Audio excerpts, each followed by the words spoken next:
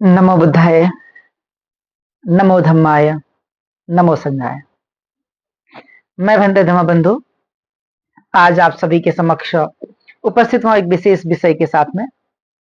और ये विषय है भगवान बुद्ध से जुड़ा हुआ, भगवान अरहत समक्षम बुद्ध का जो धम्म है उस धम्म से जुड़ा हुआ, भगवान तथागत समक्षम बुद्ध के द्वारा प्रतिस्थापित संघ, उस संघ से जुड़ा हुआ।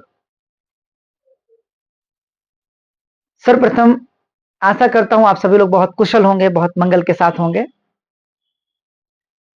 इसी के साथ में हम बात शुरू करते हैं। भगवान का जो धम्म है बहुत ही मार्मिक है, और इतना मार्मिक है कि भगवान ने अपने जीवन काल में जिन जिन बातों को बताया है उन बातों का पालन करके बुद्ध के काल में हुए लोगों का, बुद्ध के बाद हुए लोगों का, और साथ आज वर्तमान में जो लोग हैं उन लोगों का भी उन बातों का पालन करके कल्याण हो रहा है।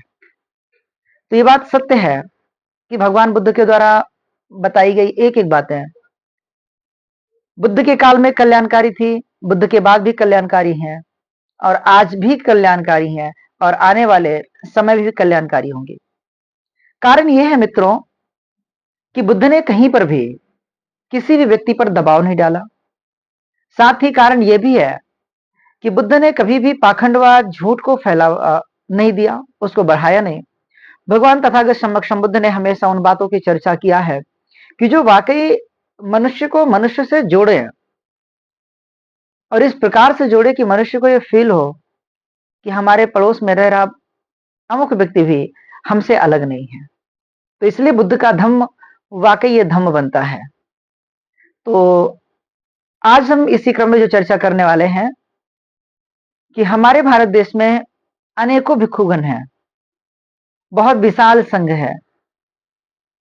हम उस विशाल संघ को जब देखते हैं और वर्तमान में जो भारत देश में उपस्थित है पूजनीय भिक्षु संघ, और बुद्ध के काल का जो भिक्षु संघ है उस संघ से और आज के संघ की अगर तुलना करते तो कहीं ना कहीं ऐसा पता चलता है कि बहुत बड़ा अंतर है। आज हमारे पास well qualified, well educated Bhante ji लोग बहुत कम हैं।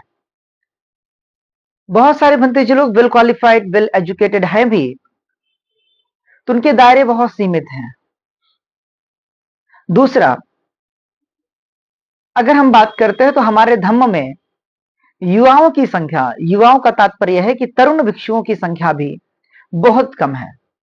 जैसा कि हम जैन धर्म में देखते हैं कि जैन धर्म के जो लोग हैं, कोई भी व्यक्ति गरीब नहीं है। कारण यह कि वो हर एक व्यक्ति, हर एक परिवार बिजनेस से जुड़ा हुआ है, और जब बिजनेस से जुड़ा हुआ है तो वहां पर किसी भी प्रकार की कोई भी पैसे की कमी नहीं है। किंतु फिर भी हम देखते हैं, पिछले कई वर्षों का डाटा हमारे पास आया, और जब डाटा मिला तो ऐसा पता चला कि प्रत्येक वर्ष लगभग लगभग 400 के बराबर वो छोटे छोटे बच्चे, जिनकी उम्र अभी 17 साल है, 12 साल है, 15 साल है, 21 साल है, वो बच्चे और बच्चियां आश्रमों में जाते हैं, जो जैन धर्म के आश्रम हैं, और उन आश्रमों में जाकर के 1 महीने धर्म को सीखते हैं, और जब वापस आते हैं तो पूर्ण रूप से ऐसा उनका मन बनता है कि अभी हमें गृहस्थ जीवन छोड़ करके हमें सांसारिक जीवन जीना चाहिए।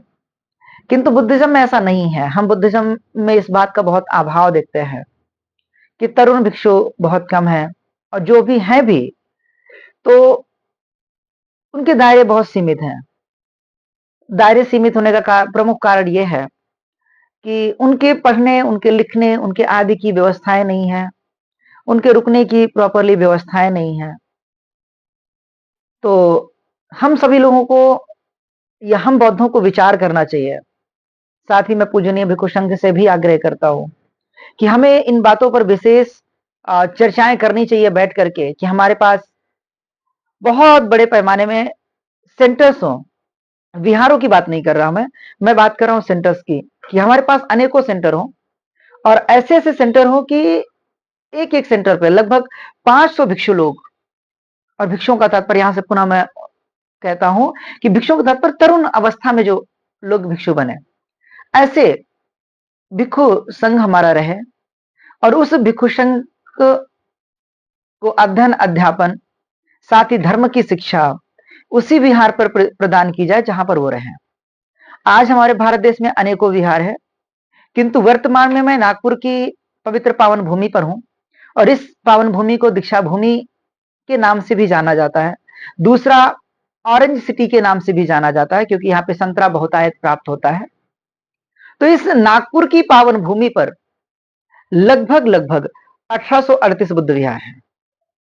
ये आंकड़े 2020 के हैं। आज अगर हम बात करते हैं, आज 2025 है और 25 भी समापन की ओर है। न जाने कितने विहार नए बने होंगे, न जाने उस लिस्ट में कितने नए विहार ऐड हुए होंगे। लेकिन अगर हम बात विहारों के हिसाब से भिक्षु संघ की करें तो क्या प्रत्येक विहार पे भंते जी हैं? मैं स्वयं अलग अलग विहारों पर जाके देखा हूं, स्वयं निरीक्षण किया है। नागपुर के 1838 बुद्ध विहारों में से अधिकांश विहार या तो ताले लगे हुए हैं और वहां भंते जी रह भी रहे हैं तो भंते जी सिर्फ और सिर्फ वर्षावास के समय। तो ये एक बड़ी विडंबना है हम लोगों के लिए कि हमारे पास विहार तो बहुत है लेकिन संघ नहीं है। कारण ये कि हमारे पास सपोर्ट सिस्टम नहीं है कि जो संघ तैयार हो उस संघ का हम बहुत अच्छे से सपोर्ट कर सके। तो आप सभी उपासक उपासिकाओं से भी आग्रह है कि आप सभी जो लोग भी इस वीडियो को देख रहे हैं और जो लोग सामने बैठ करके आप लोग सुन रहे हैं कि हमें संघ का साथ देना होगा तन मन धन के साथ में। साथ ही ऐसे सेंटर्स की आवश्यकता है जैसा हम सारनाथ में देखते हैं। मैं आप सभी को सूचनार्थ हेतु बताता चलूं कि सारनाथ में 3 ऐसे बुद्ध विहार है जो पूर्ण रूप से इंडियन है। सबसे पहला सम्राट अशोक बुद्ध विहार नियर सारनाथ रेलवे स्टेशन। दूसरा इंडियन बुद्ध विहार है धम्मा लर्निंग सेंटर। तीसरा बुद्ध विहार है धम्म चक्र बुद्ध विहार। ये तीनों बुद्ध विहार पूर्ण रूप से इंडियन बुद्ध विहार है। तीनों का संचालन इंडिया के लोगों के द्वारा किया जा रहा है। और जब आप कभी इन तीनों विहारों पर विजिट करेंगे आपको पता चलेगा कि यहां पर एक संघ रहता है और उस संघ को देखने के बाद आपको यह फील होगा कि वो संघ जब बैठ करके वंदना करते हैं सुबह और शाम को, वो संघ जब बैठ करके ध्यान करते हैं सुबह और शाम, वो संघ जब चारिका हेतु निकलते हैं, वो संघ जब कभी धम्मेक स्तूप और मूल गंधकुटी विहार जैसे पवित्र स्थानों पर जाते हैं वंदन करने के लिए, तो ऐसा लगता है कि कोई संघ चल रहा है। किंतु हमारे भारत देश के अनेक जगहों पर अभी हमें ऐसी दिक्कतों का सामना करना पड़ रहा है कि संघ की तो बात छोड़े, वहां पर भिक्षु भी नहीं मिलते हैं। तो हम बौद्ध उपासक उपासिकाओं को सोचना होगा कि अगर हमारे पास 2 बच्चे हैं तो हमें अपने एक बच्चे को अपने धम्म के लिए समर्पित करना होगा, धम्म के लिए दान करना होगा। ठीक वैसे ही जैसे सम्राट अशोक ने अपने पुत्र महेंद्र और संघमित्रा को धम्म के लिए दान किया था। तो जब तक हम ऐसा नहीं करते तब तक हमारा धम्म लगातार पीछे की ओर आता रहेगा। क्यों पीछे की ओर आता रहेगा? इसमें आपके सवाल हो सकते हैं कि भंते पीछे की ओर कैसे आ सकता है? धम्म तो एक जगह रुका हुआ रहेगा, पीछे नहीं जा सकता है। मैं इस अर्थों में कह रहा हूं कि धम्म हमारा पीछे की ओर चला जाएगा क्योंकि हमारे पास जो तरुण अवस्था के भिक्षु हैं वो कम होंगे और हमारे पास जो अधिकांश भिक्षु आज देखने के लिए मिलते हैं वो सभी के सभी 60 साल, 70 साल, 65 साल आदि उम्र के लोग ज्यादा हैं। मैं मान के चलता हूं कि ये जो भिक्षु संघ जो आज 60 साल 70 साल के हैं ये हार्डली 10 साल जीवित रहेंगे, 15 साल जीवित रहेंगे। लेकिन अगर कोई नया प्रवजित नहीं हुआ, कोई तरुण प्रवजित नहीं हुआ तो उस 10 साल के बाद हमारा क्या होगा? हमारे धम्म का क्या होगा? हमारे बौद्ध उपासक उपासिकाओं को कौन धम्म परोसेगा? तो अगर हमें इस बात की चिंता है कि बाबा साहब डॉक्टर अंबेडकर कहते हैं कि मैं अगर जीवित रहता तो 2 सालों में भारत को संपूर्ण रूप से या पूर्ण रूप से भारत को बुद्धमय कर दूंगा। तो अगर हमें वाकई इस बात की चिंता है, बाबा साहब के एक्चुअल में हम सच्चे अनुयायी हैं, तथागत बुद्ध के हम एक्चुअल में अनुयायी हैं, तो हमें आवश्यकता है आगे आने की और आगे आकर के अपने बुद्ध धम्म संघ के लिए खड़े होने की। तो आप सभी से आग्रह है कि आप सभी तन मन धन के साथ में अपने धम्म के लिए आगे आए और धम्म का साथ ही संघ का सहयोग कर इस धम्म को आगे बढ़ाने का हम सब लोग मिलकर के काम करें। धन्यवाद।